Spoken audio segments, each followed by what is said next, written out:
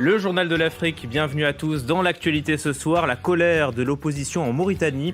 Elle refuse le référendum sur la Constitution annoncé hier soir par le président.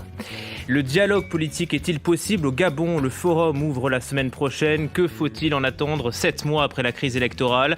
On posera la question à notre invité Emmanuel Issoz, Premier ministre du pays. Bonsoir. Goût amer pour les producteurs de cacao en Côte d'Ivoire. Les prix sont au plus bas, les stocks sont pleins. Reportage à suivre.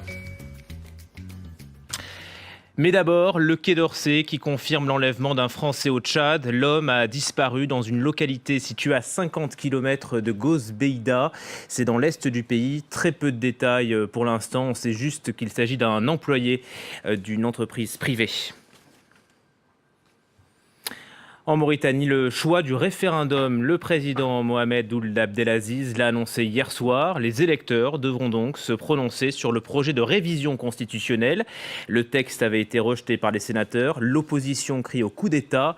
Elle craint que le président puisse se représenter pour un 3e mandat. Lui se défend, on l'écoute. On ne peut pas laisser une 33 élus prendre en otage tout un peuple, c'est pas possible. Et là, je suis l'arbitre. Et quand j'ai quitté le pouvoir, je suis mauritanien. Je ne vais pas émigrer à l'extérieur. Je resterai ici. Et je continuerai à m'intéresser à la politique, à soutenir et à défendre. Donc, je voudrais même qu'on change la Constitution après. Une lettre à François Hollande, une pétition en ligne, le soutien de plusieurs parlementaires. Le collectif représentatif des associations noires n'en démord pas. Il demande que la France rende au Bénin les biens culturels pillés à l'époque coloniale. Paris avait déjà refusé il y a plusieurs mois. Nicolas Germain avec Emmanuel Sodji. Le musée du Quai Branly à Paris. C'est ici qu'on trouve de nombreux biens culturels du Bénin. Des statues royales, des portes, des trônes. Ils sont réclamés par le président béninois Patrice Talon. Mais le ministre français des Affaires étrangères, Jean-Marc Ayrault, a refusé de les rendre dans une lettre que France 24 a pu consulter. Il reconnaît que la France a signé une convention sur la propriété illicite des biens culturels entrée en vigueur en 1997, mais elle n'est pas rétroactive. Il dit que les biens ont été intégrés de longue date, parfois depuis plus d'un siècle, au domaine public mobilier de l'État français. Face à ce refus, ce jeudi, des associations françaises et béninoises ont adressé une lettre ouverte à François Hollande. Comme M. Ayrault a dit non, nous interpellons maintenant M. Hollande pour qu'il rende un arbitrage définitif et positif sur ce sujet. Nous sommes soutenus par quantité de députés, de rois du Bénin, des personnalités et des associations européennes. La France ne peut pas être la France des droits de l'homme si elle défend les droits des voleurs. Dans les rues de Cotonou, tout le monde veut le retour de ces biens culturels. C'est vrai qu'ils les ont gardés pour longtemps, mais ils devraient quand même, vu la demande, obéir à la demande du pays, parce que ça fait partie des biens du pays. Je pense en fait qu'on doit nous redonner ce qui nous appartient, parce que ça n'appartient pas à la France, c'est notre patrimoine. On va faire une copie pour remettre à la France la copie. Et nous on va garder l'original. C'était la première fois qu'une ancienne colonie française réclamait le retour de biens culturels dans son pays. En Centrafrique, 500 écoles seraient toujours non opérationnelles. C'est la réalité décrite par Human Rights Watch. L'ONG pointe plusieurs raisons à cela. L'insécurité d'abord ou encore le manque d'enseignants. On écoute ce chercheur de l'ONG.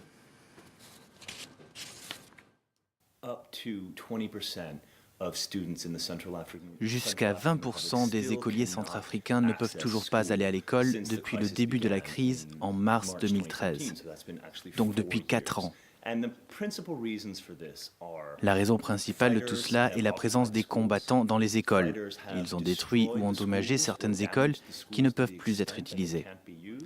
Les enseignants ont peur de retourner à l'école et les parents ont toujours peur d'y renvoyer leurs enfants.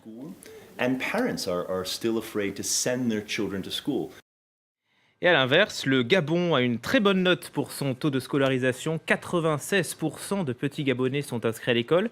Sauf que l'année ne se déroule pas vraiment comme prévu. Les enseignants sont en grève depuis la rentrée. Le mouvement est mené par le principal syndicat, la CONA-CICED. Elle dénonce des classes surchargées, demande le paiement des primes ou encore la démission du ministre de l'Éducation. Bonsoir Emmanuel Issoz. Merci d'être avec nous. Vous êtes Premier ministre gabonais. Vous êtes en France pour une tournée retourner chez les grands patrons. Vous serez demain reçu au Quai d'Orsay par Jean-Marc Ayrault. D'abord, l'actualité au Gabon. Comment est-ce que vous comptez remettre les écoliers au travail? Comment sortir de cette crise qui dure depuis maintenant 7 mois? Écoutez, la situation qui prévaut en ce moment dans l'éducation nationale interpelle le gouvernement. Et nous avons entrepris d'engager des discussions fructueuses avec un certain nombre de syndicats qui s'inscrivent dans une stratégie constructive, une stratégie de proposition de solutions au gouvernement. Et parallèlement à ces syndicats, il y a d'autres qui se radicalisent et qui s'inscrivent plutôt dans une stratégie de déconstruction. Ces derniers sont passibles d'être sanctionnés au regard de la loi. Pour les syndicats qui s'inscrivent dans une approche constructive, le gouvernement est à l'écoute, nous discutons avec, nous regardons ensemble les propositions qui sont formulées et nous entendons sortir des négociations actuelles avec des propositions de décision qui, je l'espère, vont pouvoir décrisper la situation et remettre les choses en marche. Mais il faut préciser que c'est un peu alarmiste de dire qu'il y a la grève qui frappe, qui mine tout le secteur. Il y a une partie du corps des enseignants syndiqués qui... En tout cas, le principal syndicat de l'éducation nationale est en grève, appelle à la grève, et vous suspendez ces activités parce que vous dites qu'il y a trouble à l'ordre public. Les syndicats, comme tous les acteurs de la société civile, doivent être respectueux des textes législatifs et réglementaires. Lorsqu'un syndicat sort du cadre de son activité légale, ce syndicat... Qu'est-ce que vous leur reprochez concrètement? Parce que ce syndicat parle d'accusations non fondées, évidemment. Mais c'est normal qu'ils le disent, mais il y a des faits avérés qui montrent que ces syndicats se sont illustrés par des actes qui troublent l'ordre public, des actes de violence. Donc il n'y a plus de dialogue pour l'instant avec ce syndicat? Ce syndicat est sanctionné au regard de la loi. Et nous discutons, nous dialoguons avec les autres syndicats qui s'inscrivent dans une démarche constructive.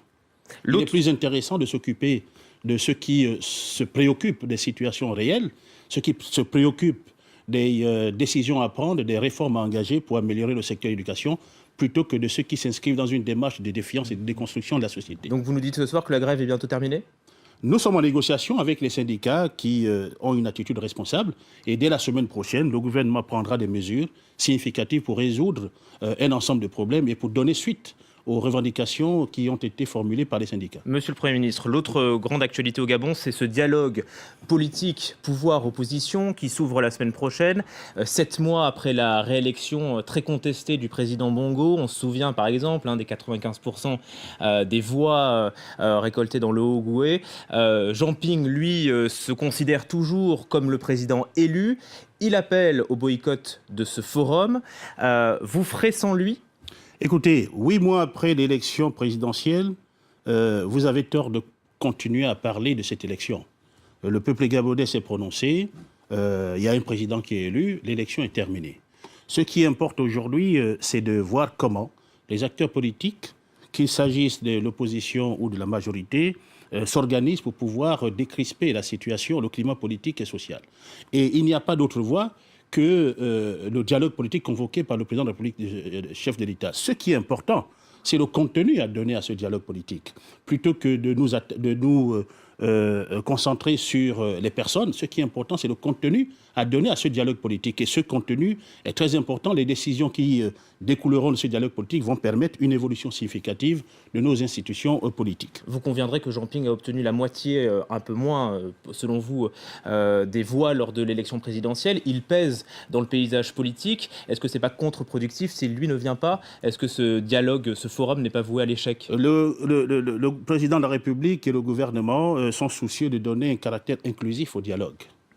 Et cette inclusivité est garantie par la participation massive des acteurs de la société civile lors de la phase citoyenne. Il y a plus de 1100 acteurs de la société civile qui se sont inscrits pour participer au dialogue. Et dans la phase politique, il y a plus d'une 54 ou 55 partis politiques qui se sont inscrits. L'inclusivité est garantie. C'est ça qui est important pour les Gabonais.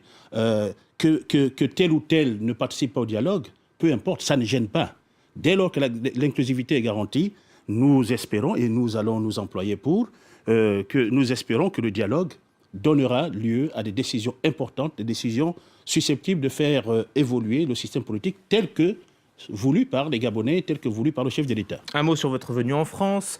Vous avez rencontré aujourd'hui plusieurs grands patrons d'entreprises françaises.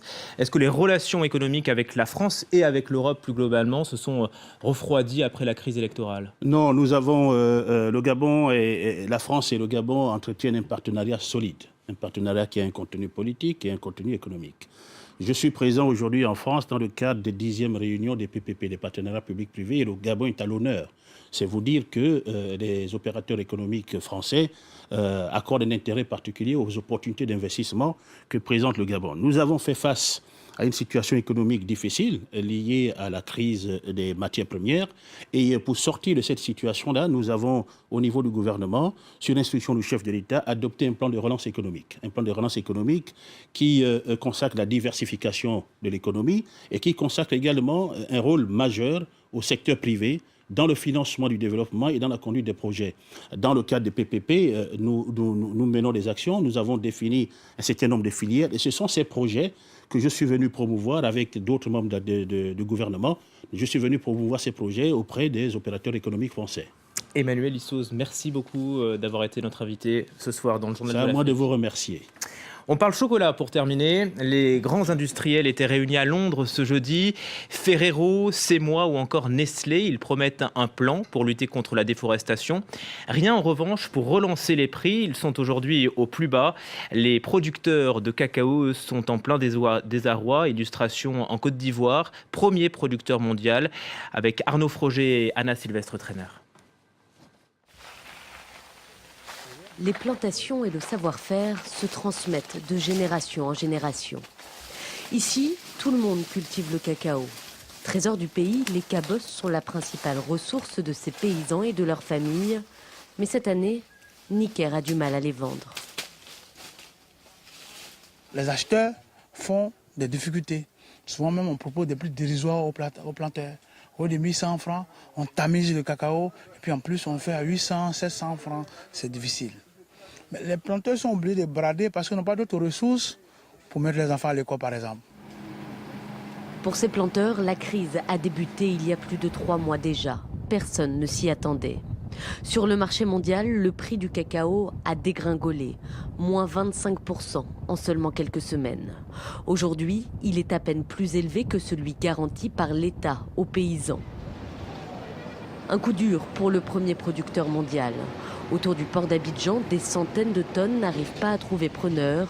Les camions remplis de fèves ont envahi les rues. Beaucoup perdent patience. Tout le monde refuse de prendre le cacao. On ne nous dit rien. Ça fait pratiquement 2 semaines que nous sommes garés. Quand ça dure, le produit prend un coup. Ça peut prendre de la moisissure, tout ça là. Ça prend un coup. Donc nous sommes très inquiets. À savoir quand est-ce qu'ils vont nous décharger. Il y a des camions aussi qui ont fait près de 2 mois garés. En charge du secteur en Côte d'Ivoire, le Conseil Café Cacao promet un retour à la normale à la fin du mois, mais n'a pas voulu s'exprimer. L'inquiétude, elle, reste tenace, alors que le cacao représente la moitié des recettes d'exportation du pays et 2/3 de ses emplois. Chacun craint de fortes pertes. Dans les villages, tous espèrent que bientôt, l'or brun suscitera à nouveau les convoitises.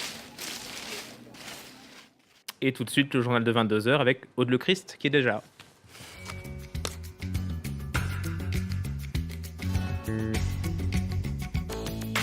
L'Europe dans tous ses états. Présenté par Caroline de Camaret. Rejoignez-nous pour l'Europe dans tous ses états. Dans la capitale italienne, elle célèbre les 60 ans du fameux traité de Rome, le texte fondateur de l'Union européenne. Les Italiens sont-ils toujours de fervents défenseurs du rêve européen ? Nous tenterons de le découvrir à travers nos reportages dans toute la botte et avec de grands invités de toutes les couleurs politiques. L'Europe dans tous ses états. À voir sur France 24 et sur france24.com.